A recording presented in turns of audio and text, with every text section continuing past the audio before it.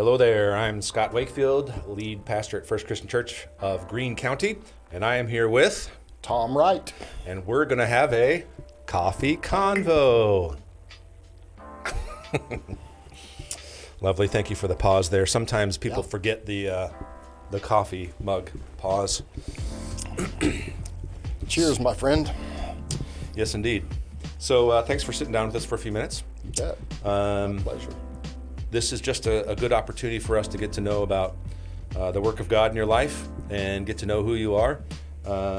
We like to talk to some of our own folks and then some folks who are community people doing work in the community that's important. So apparently you get to fall under that category of work in the community that's important. Okay. So who are you? Where'd you come from? How'd you get here? Yeah. Tell us about who you are, Tom. So Tom Wright, and I was fortunate enough to marry a gal from Greene County, Nice. So that's how I got here, really. Yeah. Dawn and I met when I was in law school at the University of Tennessee. Okay. She was in undergraduate school. We were both involved with Campus Crusade for Christ. That's right, yes. Which is now called Crew. Mm-hmm. And so being in law school, I was too busy to go to like the weekly meetings, so I really didn't know a lot of the undergrads. I was just in a Bible study, a discipleship group. Cool. Spring break comes, they have a big trip to the beach. I went on that, and when I was at UT, it was still on the quarter system, which nobody even remembers anymore. But anyway, we had quarters. Yeah. So our spring break was at an odd time, and we went like on a Wednesday, and it was through the next Wednesday. Crew was having their big spring break thing Monday through Friday, like normal schools were. So we came in the middle of this thing, and we had driven all night to Daytona Beach. My wife, Dawn, at the time especially, was more susceptible to this, but she has allergies. And she had gotten in a car that was brand new, apparently, and ridden for 12 hours or whatever in this car. She got there, she had this allergic reaction. I didn't know the girl at the time. Yeah. So we go to the first session without checking into a hotel room. No shower, no nothing. Overnight in a car. Show up, go to session. Then they line us up to check in, boys on one side and girls on the other. And so, we're guys. We're standing there looking at the girls' line. And she catches my attention because her eyes were like swollen shut and her lip was like twice its normal size. Yeah. And I said, boy, I've seen some girls that look bad in the morning, but this one's ridiculous. And that's how you met That's how your she wife. got my attention. Nice. Yeah. And it turned out she's actually pretty cute. Love the Lord. Yeah. Sweet girl. And the rest is history. Cool. And so you've been married for a long time. A long time. 30. You're getting to the place where you begin to forget. I have to years. think about it every once in a while. Yeah. 38 years this year. 38. Okay. I have to think about my kids' ages now, too. I have to sometimes do the math. And in fact, this has happened to me now twice. There were 6 months where I was saying the wrong age for me. And my my eldest of three reminded me that, no, Dad, you're 46, not 45, or whatever it was. Mm-hmm. So you lived in Greene County how long? So we went on staff with Crew, with Campus Crusade, for a couple of years after we got married and worked with Josh McDowell in Texas. Yeah. Okay. And that was because my discipleship leader at UT had worked with Josh McDowell and knew Josh wanted to do this deal about making a film for Evidence of the Resurrection. Yeah. Wanted a lawyer to come head this up with him, so I went to do that. Ah, cool. And the project had kind of petered out as far as Josh was concerned by the time we got there, so we didn't end up doing it, but we worked with him for like a year and a half, and then I was like, I'm a lawyer. I'm trained to do this. The Lord called me to that somehow. This doesn't feel like where I need to stay. So we left because of, and this is one of my key takeaways to anybody I talk to, because of relationships. Right. Dawn's relationship with Amy Hull, who was like her best friend from high school. Okay.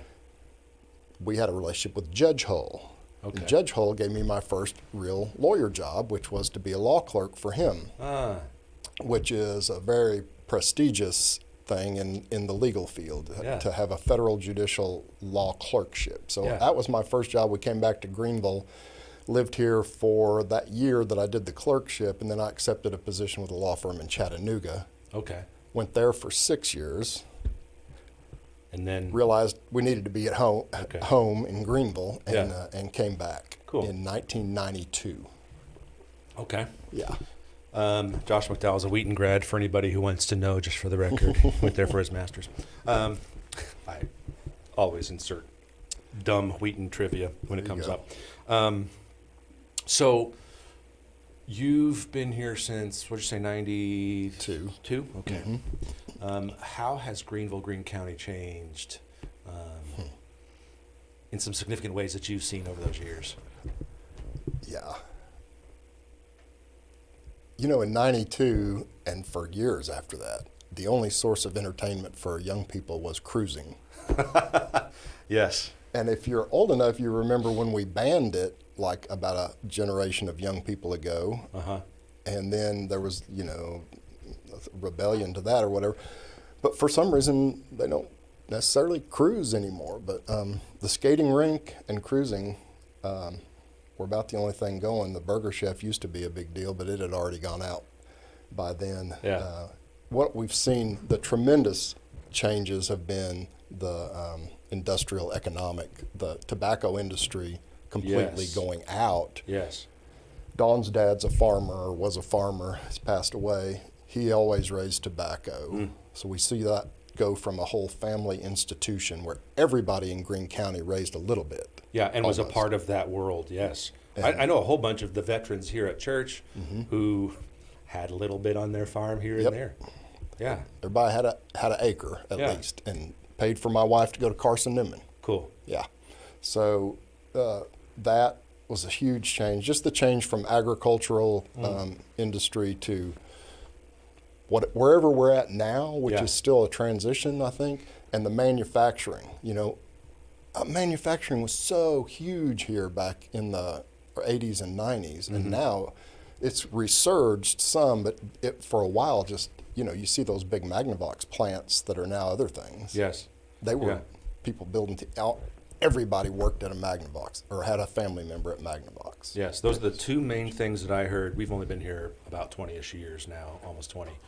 And I heard everybody talk about Magnavox and tobacco. Yep. Everybody. Everybody was connected to them. Yeah. And that was, I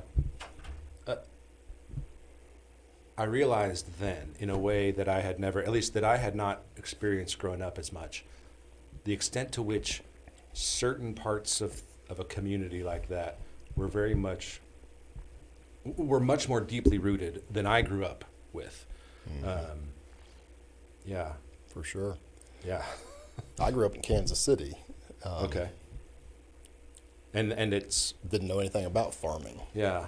Yeah, I grew up mostly in larger cities myself. So I grew up in Kansas City. Yep. Did the Wright clan come from there? No, they started in South Carolina and actually went across Tennessee into Arkansas. Okay. And Arkansas is where I was born. My dad was the only real one of his siblings that left the state for good, basically, and took a job in Kansas City. He was an auditor, which is kind of an accountant, Yeah. for the Department of Agriculture. Okay. And it worked out to be a great career move for him, and it was a great place to grow up. Cool. Yeah. So we have questions Yeah. that were submitted to us that pretty much all seem to revolve around, not quite all of them, being a judge, which you have many years of experience being. Yes, sir.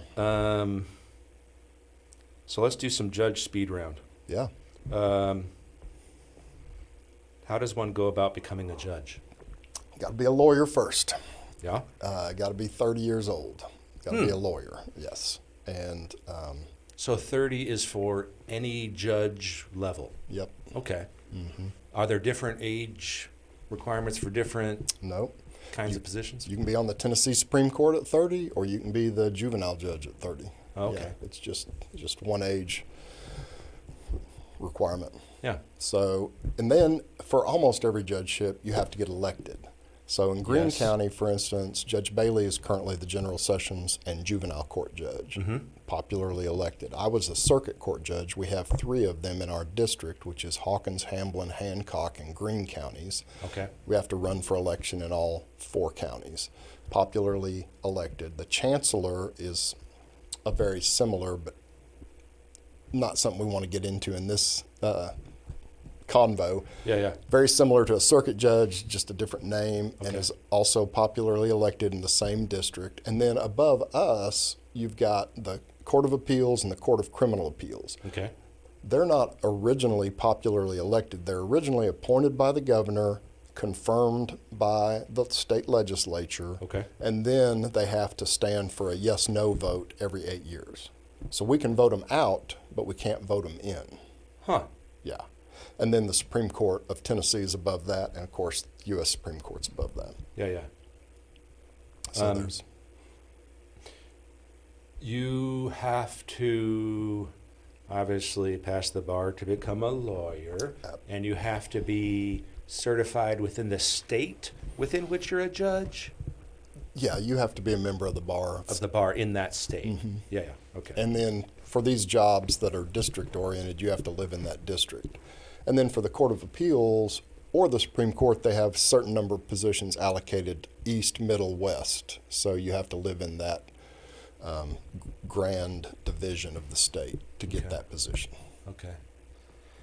There's a lot more interesting stuff that I would want to ask, but we have more questions. Yeah, nobody wants to know about it. Actually, I kind of do, but I'm a little bit weird. You and I will talk about that. Detail Catalyst freak one about day. a bunch of things like that.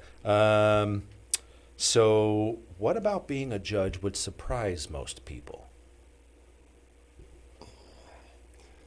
You know, I remember the one thing I was surprised about when I flipped from being out there arguing as an attorney to Yeah. being the guy sitting up front was how bad a lot of the attorneys were. You're making this argument? Yeah, like what? And the other thing, that not surprising necessarily to lay people, but the other thing that was surprising to me was how I could hear them making arguments that I knew I had made or would have made, and me sitting up on the bench thinking, you're wasting my time. Like, that's dumb. Yeah. Like, don't even do that. But I would have done it if I hadn't been. It'd be good to switch roles every Because once then in a your while. perspective would be different on that argument. Even. Yeah. Right. It's What do you, same- go ahead. I was going to say, same with questioning. When the attorneys are cross-examining a witness and they think they're really scoring points, I'm sitting up there going, oftentimes I'm sitting up there going, in my head, Right. I try not to make faces. Sure. But if they really get too far afield, I just say, we just need to go on to something else because I don't care. I don't care what the answer to that question is. It doesn't make any difference in my decision.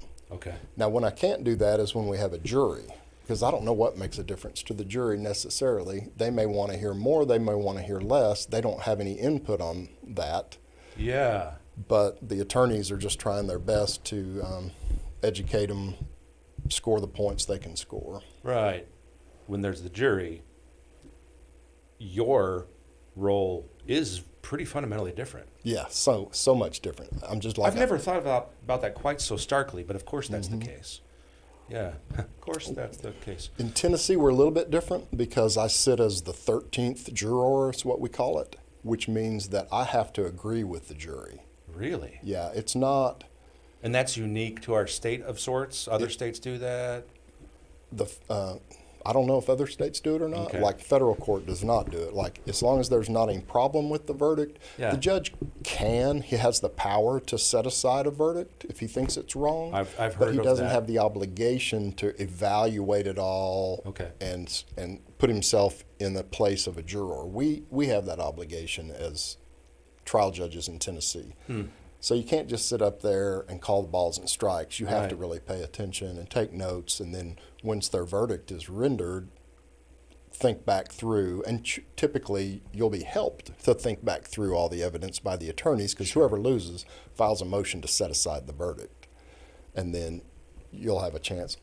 You have a chance right at the end of the trial to approve the verdict as the 13th juror, but then you'll get another chance by whoever loses will ask you to set it aside. Yeah. This is probably of no interest to anyone. Oh, I know. I bet there are plenty of people who are interested, because there's a whole world of how that actually works that a whole bunch of people are not very aware of. Yeah. Unless for some reason you've been in it. Right. Yeah. And one of the most... I mean, really, there's a whole world of that kind of stuff that's fascinating to me, and probably to more people, because my next question is about TV judges, because that's what we see, right? Yeah, we'll go there in a minute. How about that? And have you that's ever been not on the jury? real world, I'm sure. What was that? Have you had jury duty? No, I never have. Not once. Me either, and it's not because we're exempted from it. Uh-huh. I just have never been called. My wife's been called 2 or 3 times. We have somebody on staff here who has been called like 8 times. It's crazy. We get those names not from the voter registration. I think they used to, but they stopped that because people would stop registering to vote because they didn't want to serve on jury duty. There's no reason not to serve on jury duty. It's an inconvenience, but it's super interesting. Of course. And there's nothing more patriotic you can do except sign up for the military. Yeah, I know. I was going to say it's a part of our civic duty in a whole bunch of ways that we can participate in that I don't think people assume is the case with being. Right. They think of it, as you said, like, oh, it's an inconvenience and Yeah. I have to miss work or whatever. Right. Yeah. So TV judges. Don't like any of them. Won't watch any of them. Complete misrepresentation of what the judicial system is or should be, in my mind. I could play one. I could be a real jack-a with a little prompting. But I think it demeans the entire judicial process. It's a different world entirely, really. Mm-hmm. It's entertainment. Yeah. It's entertainment. And you can get entertainment in the courtroom sometimes, but we don't want to do that at the expense of the process. The process is sacred. Absolutely. Yeah. Yeah. I believe in natural law, which isn't cool anymore, but Right. But it absolutely is a sacred thing. Yeah. I have no doubt about that personally.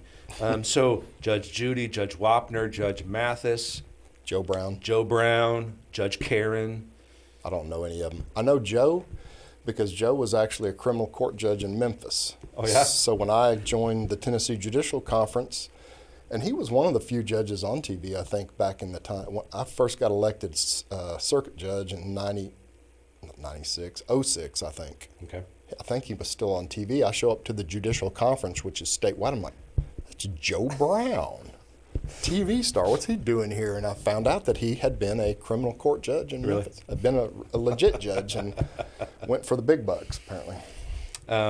They make a ton more money than we do. I believe it. So what would surprise most people is that the perspective of being a judge is entirely different than most other folks who are a part of that process. Mm-hmm. Yes, I would say. What would you say are some of the things that for you have been most helpful and instructive, and you've learned from being in that perspective, as opposed to, a lawyer or somebody who's there on trial, or even law enforcement, public safety, clerks, whomever else is a part of the process? Yeah. So the first thing is, the most important thing is, you need to pray.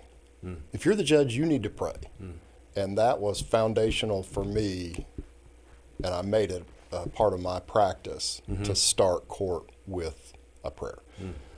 Not where I'm saying, okay, everybody bow your heads in the courtroom, but I actually came up with my own opening that the Sheriff's Department was kind enough to use for me when I was General Sessions Judge, and it was basically the same opening of all rise, come to order, the Sessions Court of Greene County is now open, the Honorable Tom Wright presiding, and then it ended with this. They typically ended with God save the United States and this honorable court. Okay. And nobody even knows what that means, but similar effect. But I had it end with, may God grant this court wisdom to do justice, which I took from Solomon. Yeah. And I think, and I said this, I think in one of my retirement interviews with the paper, if I was successful as a judge, it's because of that. Yeah. End Good of story. stuff. End of Absolutely. story. But the thing that would surprise other people, and hardly anybody has unless you sit as a judge, is the perspective that there's always two sides. There's always two sides. Yeah, yeah. And the scripture tells us, I think it's in Proverbs, when you hear the first side, it sounds right. Yes. Until the other side Sounds right to a man until the other Yeah. makes his case. And in fact, I think that's legal language. Yeah. It's unbelievable how true that is. But when you're the litigant, you can only appreciate your side generally. Yeah. And the attorneys maybe somewhat more can appreciate it, but typically you get caught up in your case. Yeah. And the police hardly ever appreciate that there's another side to the story. Many of them are similarly committed to the process, Yes. due process, and understand that sometimes things will have gone wrong along the way and they will lose a case. Mm-hmm. But they don't see the other side of the story that's coming from a defendant, let's say, a lot of times. Yeah. I've done enough marriage counseling to know that there are always two sides to a story. See, that's the thing. And that, I'm telling you, it was insightful for me as a husband Yeah. and as a parent when I started doing the juvenile stuff to see, as a husband, that there's always two sides. And I must have given this lecture a million times, and I'm sure it's maybe some of what you do in counseling, but to tell these divorcing people that, hey, here's what your real problem is. We all have filters through which we receive information. Her filter is when you say, what's for supper, she hears, why haven't you prepared supper? Right. And you're just asking for information, right? And it gave me a new perspective because my wife and I are on those two different wavelengths. Obviously, she has a different filter than I have. Yeah, yeah. And we all have different filters, and they're based upon our experiences in life and how we were raised and what's happened to us. Sure. And if you can't figure out what the filters are and what the triggers are and what your predispositions are, your marriage is not going to make it. Yeah. It's an exercise in learning yourself well, but also the other person well enough, and conceding that you are not the only thing, the only way, understanding something differently. It took me years to figure that out. Yeah. That my way wasn't the only way, and that what made sense to me was not the truth always, and sacrosanct, and know all that. Yeah. For sure. Which made life a little bit easier for my wife, a tiny bit. So, if you were to give a list of your favorite hobbies, what would be a few of them, and how have you lived those out? Because you're retired-ish, right? Right. Yeah. You still do some work here and there to fill in. Is that right? I do. I'm a senior judge, I am a retired judge. I'm Yes. a retired full-time judge, and then the Supreme Court has reappointed me. I don't have to run for election anymore. Okay. I'm in the one job in the state of Tennessee that is not elected as a judge. And so I'm appointed, I'm part-time. The Supreme Court appoints me to hear a case. So let's see, the most recent case I got is a case in Knox County. Okay. It's a divorce case. It's the only divorce case I've had so far since I started this. But the judge in Knox County could not hear the case because he had a conflict of interest with one of the parties. And apparently the other judges knew enough about it that they did not feel comfortable taking it. I don't know anything about it, don't know the parties, Right. don't have a dog in the hunt. Right. They send me in, I go to Knox County, and ultimately I'll either try it or they'll settle it. But so we get those kinds of things. Yeah. Okay. All right. But Go ahead. I've had just this diverse appointment of cases. So they can appoint us to any court. So I've got a case that's basically, Whether it's juvenile, whether it's criminal, whether it's civil. Yep. Or appeals. They can put us on appeals Okay, panels. gotcha. So I've got a workers' comp appeal that I'm sitting with two other judges, one Supreme Court justice, one Court of Appeals judge, and me are going to hear arguments in March on a appeal. Okay. Which would be fun for me because I like that kind of stuff. But I've got a murder case. As a trial judge, I had a I had a murder case in Cott County as a general sessions judge, so all I had to do was set the bond and do the preliminary hearing and take care of those things. Okay. It ended up being bound over to the grand jury for indictment. But it's been super interesting. Because it's very diverse. And yeah. in different places. Yep. Huh. And fun. And I don't have to do it. I can quit if I want to. Yeah. That's cool. But it's been fun and just enough work. And it's going to be a great transition, like a shoulder season, if you will, of life from full-time to not doing anything for compensation, I guess. Gotcha. Yeah. Well, that's helpful because I was going to ask you, now that you're retired, but I know that you're not like fully retired and... But we started out talking about hobbies. Yes. So I don't really have any hobbies. Yeah, I don't either. If you're doing stuff like ministry Yeah. and work, it's hard to have time for those, but I just never been a real hobby guy. I like to lift weights. Okay. I like to work out. Yeah. Not necessarily showing up, but I like to do it. And it's hard to find the time to do that. But mainly, I just love young people and sports. Mm-hmm. So I guess those are hobbies to Sure. a certain extent, the way I have incorporated those. And then my family. And our kids are in two different places that's not Greenville. Okay. So our daughter's in Fayetteville, North Carolina with her husband and one child, and our son is in Middle Tennessee with his daughter and two children. Okay. And they're each approximately 5.5 hours away from Greenville. Gotcha. So we're leaving tomorrow. Yeah. We just got back Sunday morning from a trip. Uh-huh. We're leaving tomorrow to go to our daughter's house. I work today in the office, and then when we get back from our daughter's house, I'm going to work in the office one day, and then we're going to go to our son's house. So your hobby is grandkids as well. Yeah, Yeah. absolutely. Good stuff. Just nothing more important. Yeah. What have you learned from doing coaching of youth? You've been involved in that for a number of years here and there. Young life as well, but coaching, youth. Yeah. What have you learned? Well, to parents, I'll say this. One thing I learned is you don't have to be good at a sport to be able to coach it. So I had really never played soccer. And soccer's the thing I coached the most through the YMCA. Yeah. And typically, you end up being a coach because nobody else is going to they don't have coaches, so somebody's got to say. I can't tell you how many times I've turned down soccer coaching.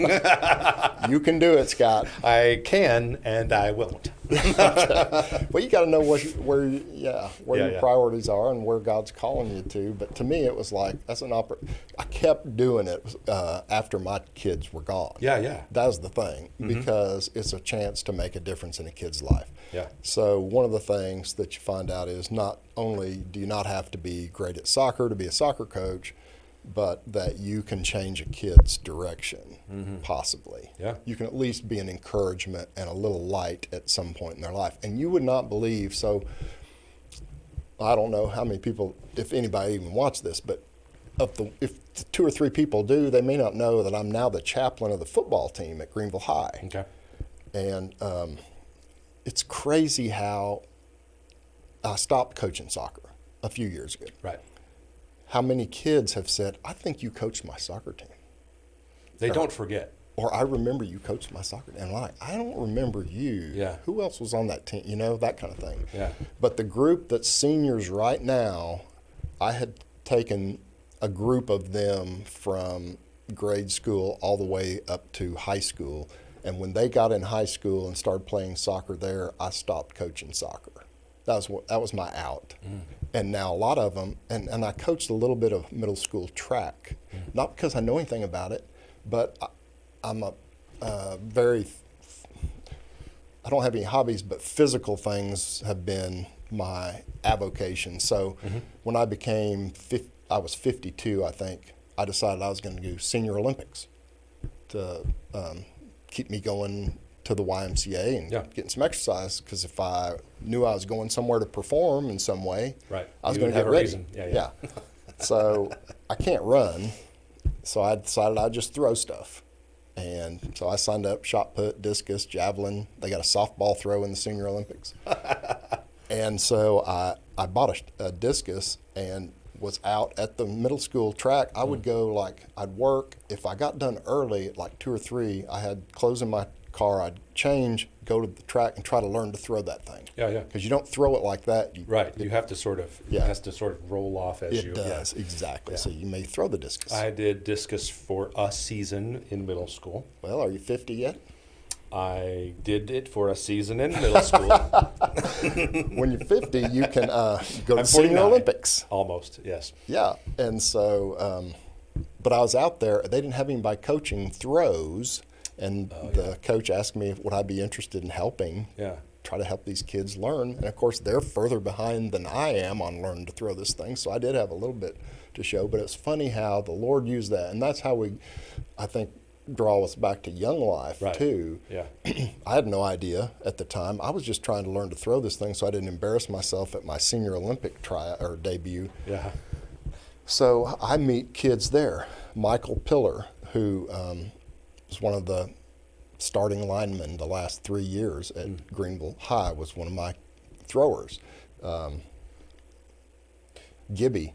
That kind of adult leadership and consistency as a presence in a kid's life like that is half the battle in that regard, for helping kids stay on track, become productive members of society and the community, and that's a fundamentally important part of all of that.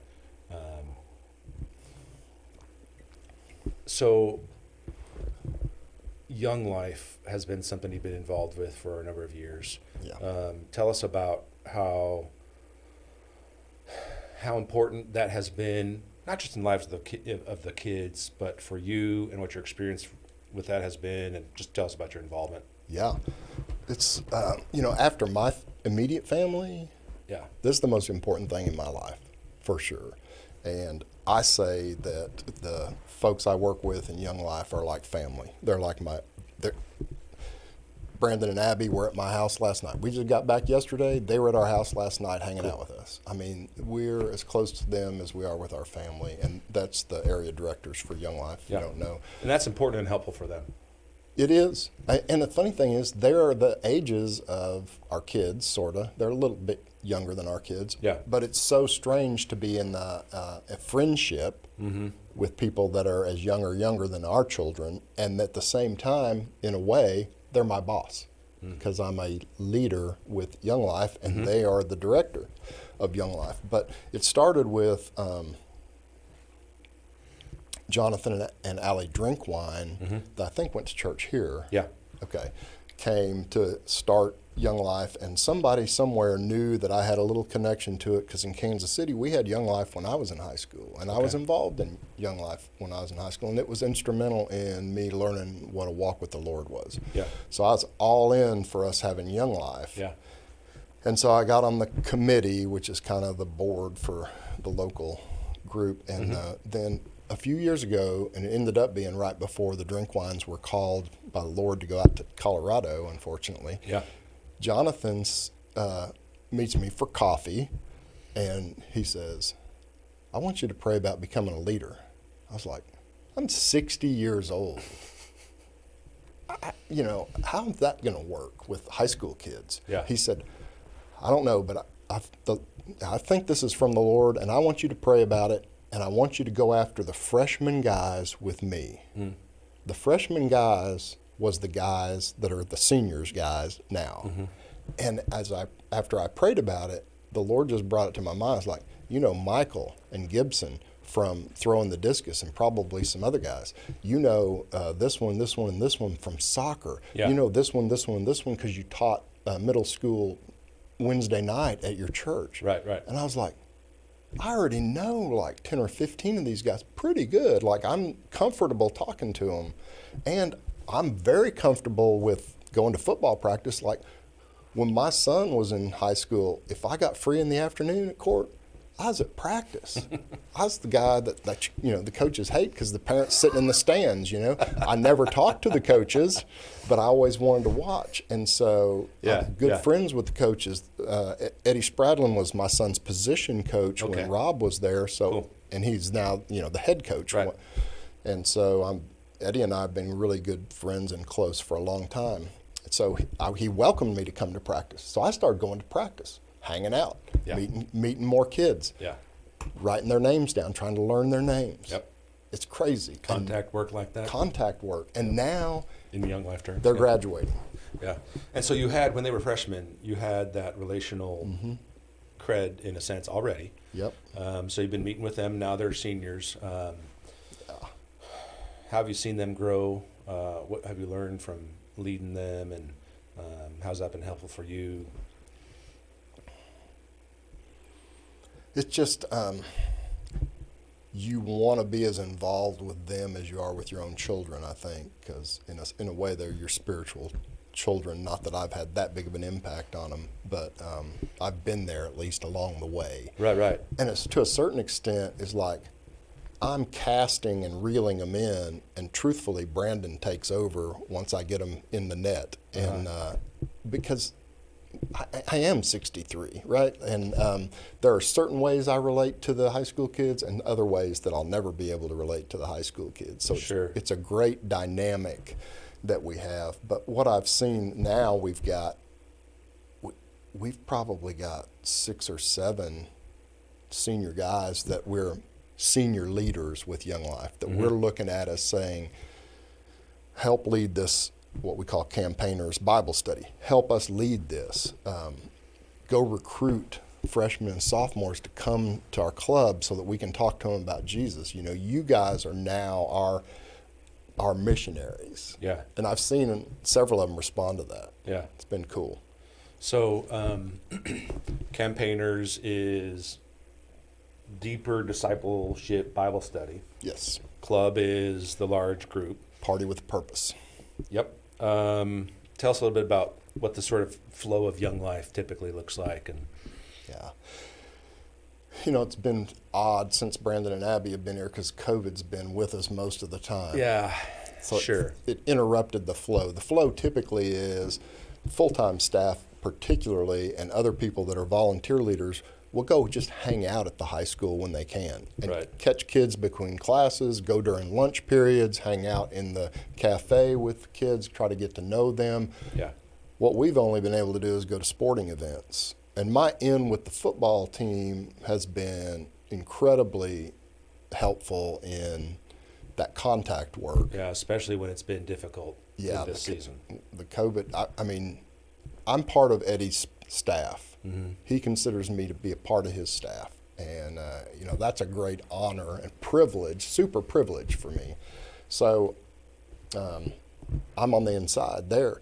Brandon Lloyd's not going in the locker room. Yeah. You know, at least especially during COVID. So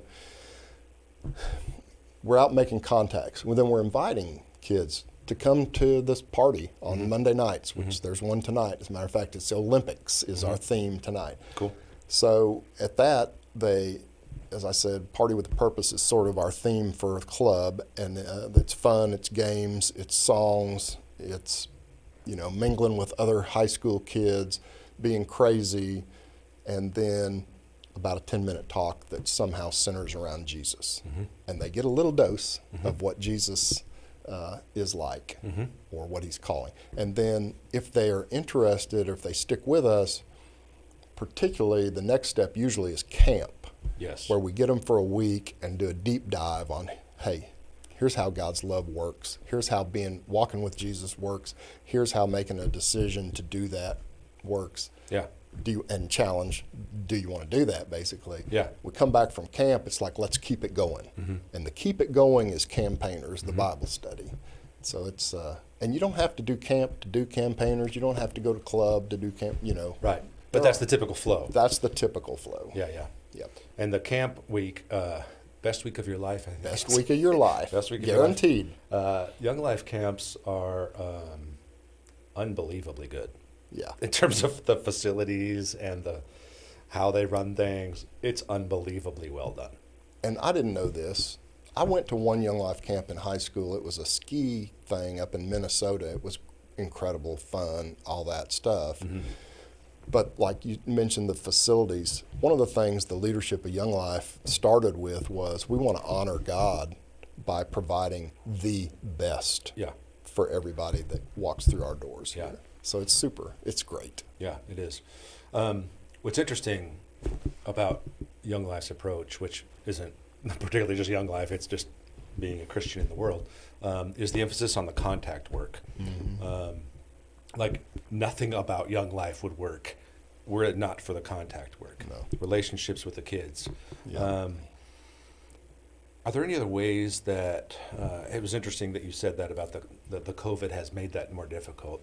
How else have you all tried to make contact work continue to happen during COVID? What's been hard about that because of COVID? I suspect that Young Life and churches too have had similar kinds of Yeah. frustrations and difficulties in the middle of COVID. Are there any other things like that have been hard for Young Life because of that? 2 years ago, when COVID was in its first rage, Yeah. we took a group of kids to camp. When they got back, everyone on the bus had COVID.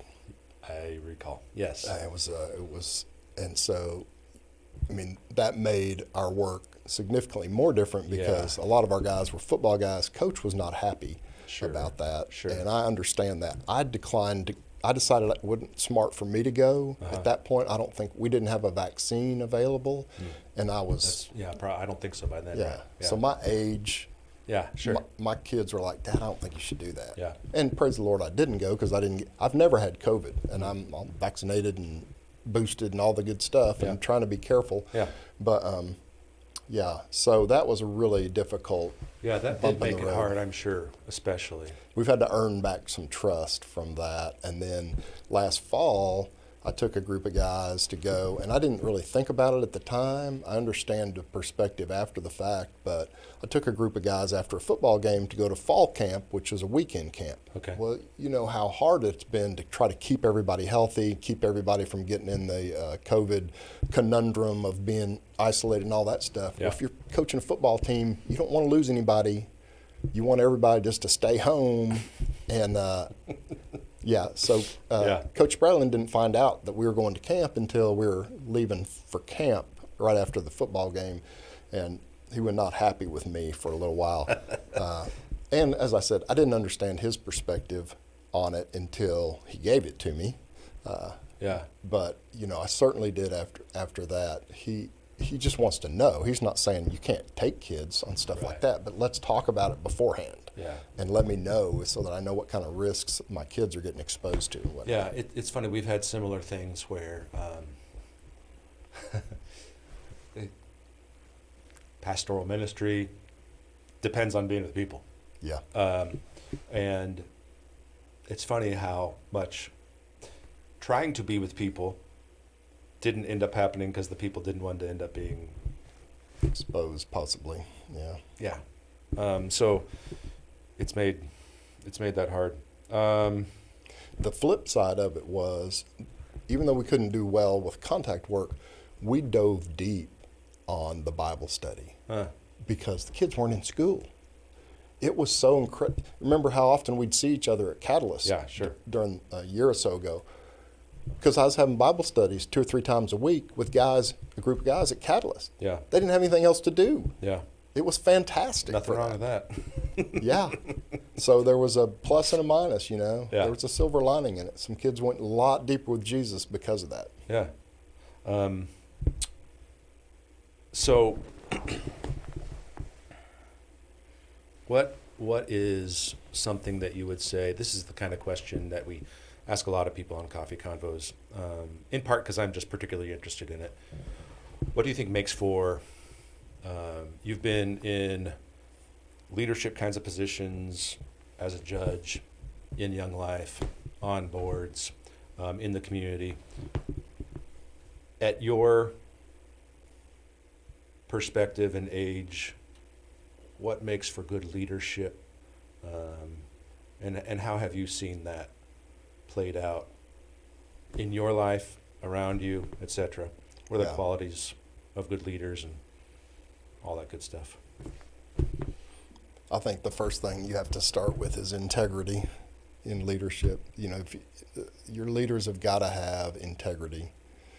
And so one of the things that has tripped many people up, especially in the Christian community, because it tends to receive more publicity when it happens, is people that they don't have accountability. Yes. You know, I mean, integrity, it can be there, whatever, but we've all got issues that we need accountability for. And a lot of times in the Christian community, once you reach your position, like the head pastor guy, he doesn't have any accountability. If you don't build in safeguards, Right. you don't even have to have them. Exactly.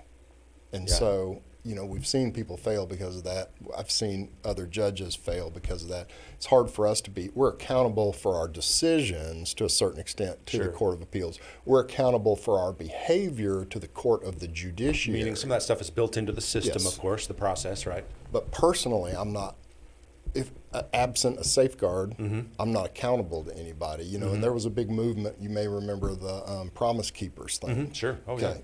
yeah. After that started, and they were encouraging the accountability groups, so we started one. So Mark Patterson, I'm trying to think of who all, number of people have been in it over Yeah. the years. It's now still just me and Mark, and we're not as perhaps direct and overt. We had a list of questions we went through for years. Yes, yeah. I had a top 10 accountability questions, and we've done that on staff and versions of that. We don't do quite the same thing now that we used to. Yeah. But absolutely, right, yeah. So that's where I think we have to start with our leadership is integrity, and it's best if you have anything to do with it, to build in the accountability. The second thing is humility, I think. And I see this from the judge standpoint so much because, as you and I discussed at length for a while ago, there's two sides, and there's two ways to view things. There's a million ways to view things, and if you're not humble enough to admit that you might be wrong, you're not going to be very effective at leading people, I don't think. Right, right. So those two things are foundational. And then beyond that, for me, I when I think of leadership, you know, I think of, and I think this applies across the board, but for especially being a judge, wisdom. You need some wisdom. You don't have to be the smartest guy, Right. but you need wisdom. And I saw that played out with Judge Hull. You know, I don't know what his grades were in law school, probably C's, you know, because he was not a scholar, but he was super wise, so wise. So the application of what he knew Yes. was the thing. Yeah. Yeah. And then he'd tell us, you know, you guys are more scholars, like go do the research, analyze the cases, see how they fit in with what I think the right decision should be, and then let's write the opinion or That's whatever. right. But wisdom is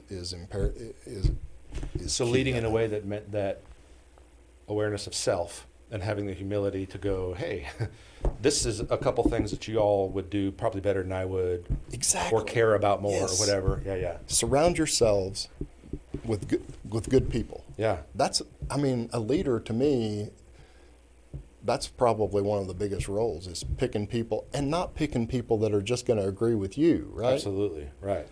Yeah. We have no problem with some of our staff disagreeing with me pretty regularly. Well, that's not a bad thing, as long as you have the humility to hear them, you know. And Sure, right, yeah. I do. So you mentioned Judge Hull, who clearly was some sort of yes, a leader for you and a mentor. absolutely. Are there any others that you look to and you go, good leader? Whether you knew them personally or read about them or whatever the case might be, from the past, nowadays, whomever. Yeah, I think, and I just finished I've read a bunch of books about Abraham Lincoln. He's one of my heroes. Absolutely. His integrity, I think, is off the chart. Like, he stood, I just can't imagine what he went through for taking his stand in trying to maintain the Union, which is, you know, it's almost like, wouldn't it have been easier just to say, okay, you southern states, forget it. Yeah. You're out. You want to do that? Go ahead.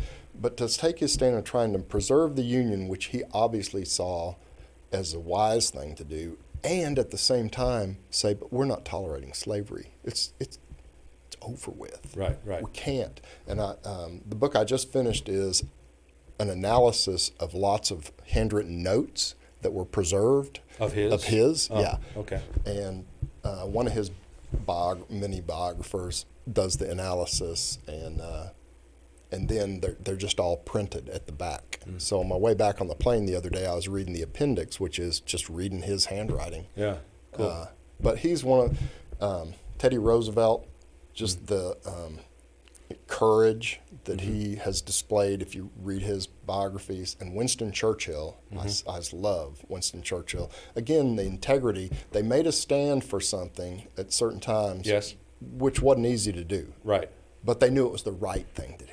And it was the knowledge it was the right thing to do that meant that the integrity to follow through despite all of the weight of that. Because you were talking about Abraham Lincoln, as you were talking about something, I was thinking about the movie, I think it's called Lincoln, the most recent one that was a big one, which kind of highlighted a bit more than others the amount of personal weight involved with all that. There's a sense in which if he had not stayed principled in that sense of integrity, we would not live in the United States. Yeah. Perhaps. We don't know that for sure, but he, just like you mentioned, Teddy Roosevelt, Winston Churchill, they had to personally bear that weight.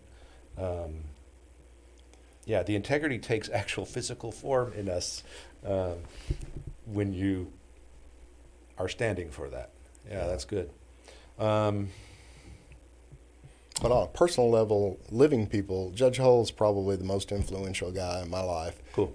Totally committed to his church, totally committed to being a great judge, totally committed to his family, a businessman. There's so many aspects of him that I've thanked the Lord for that have affected me throughout my life. Yeah. I've been thinking a lot about that in terms of how, and I think COVID has pressed on some of these kinds of things as sociopolitical things have risen to the surface. That's not like that's new. Right. But it seems like everything is now taking political form and how it plays out. Even like at a local level, within a church, within a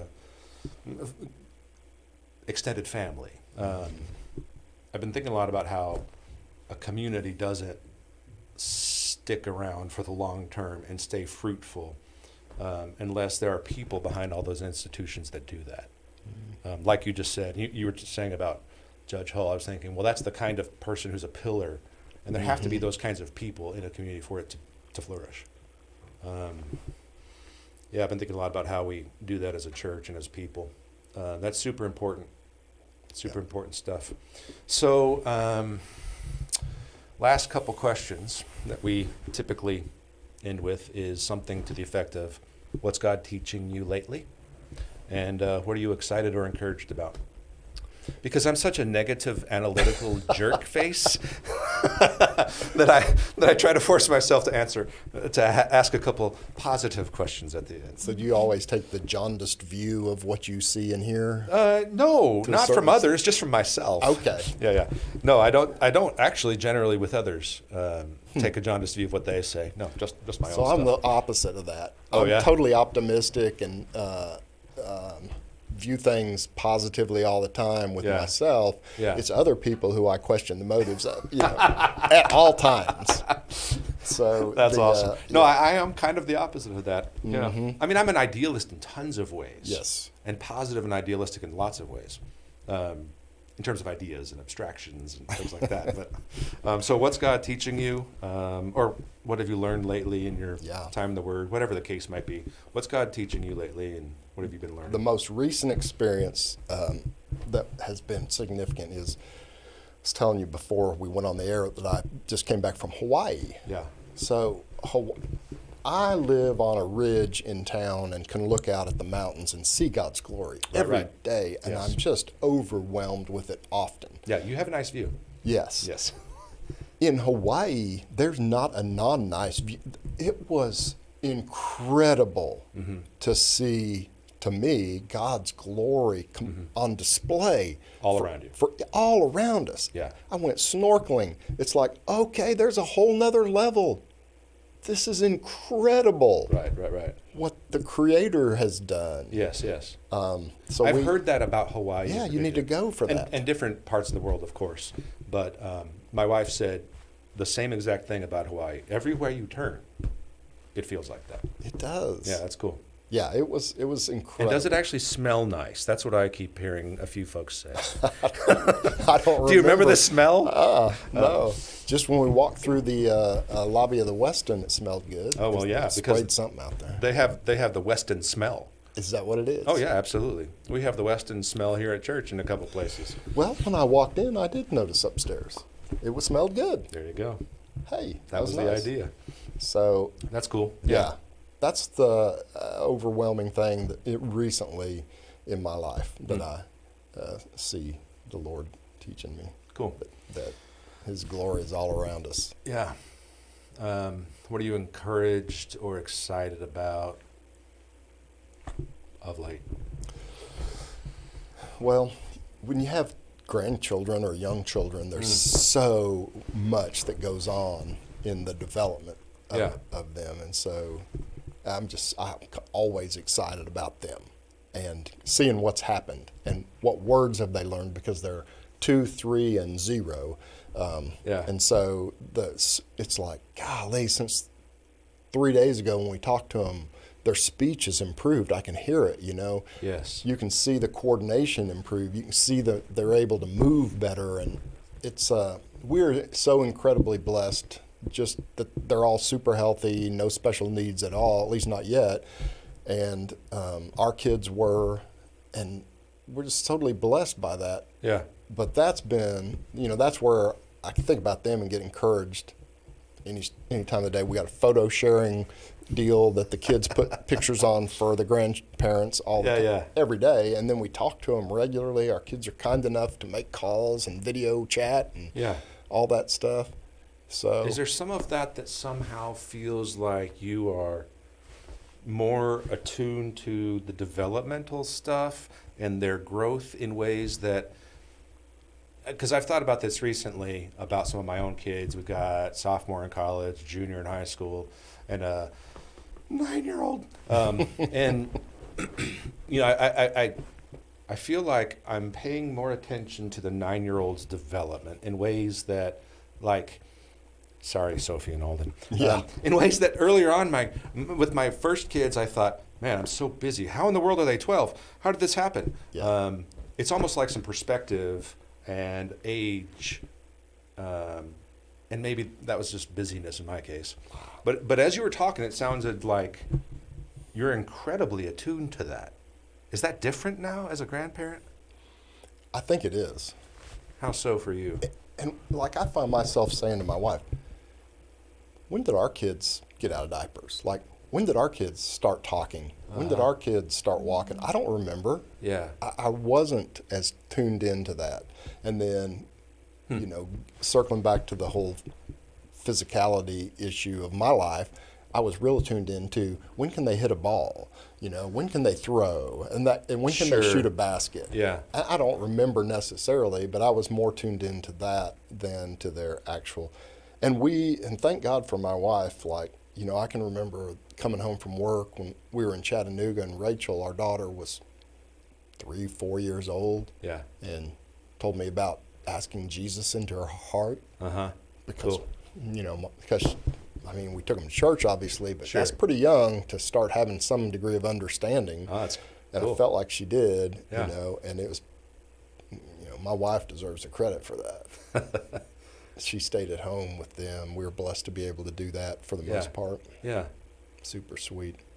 But yeah, I think that's what it is, Scott. When you're first raising kids, you don't even know what's going on, and you're trying to work too, and Yes. trying to maintain your relationship with your wife, their mother. Yeah. Yeah, it's a blur. It's a blur at first. Anyway, you're probably going to be a better parent for the 9-year-old, unfortunately. Our 9-year-old might need some better parenting. That's No, and what the other thing is, especially when they go off to college, like Rachel went to college the year Rob started high school, I think, or maybe he started high school and she was a senior anyway. He went from being just a kid to being a young adult, and she was off at college, and she'd come home and she'd be like, "What's this?" You're like, "He can stay out till he's got a phone. He's got a," and we're like, "Oh, I'm sorry." Sorry. It was just, you're so worried about the first one. I think ours is going to be a bit the opposite. With our 9-year-old, we are battening down. It's guerrilla parenting for this kid. Got to have boundaries. Indeed. Well, thank you for joining us. Absolutely. Yeah, My pleasure. Very interesting. Good to hear about God's work in your life. Good stuff. Thanks for joining us on Coffee Convos. See you next time. Take care.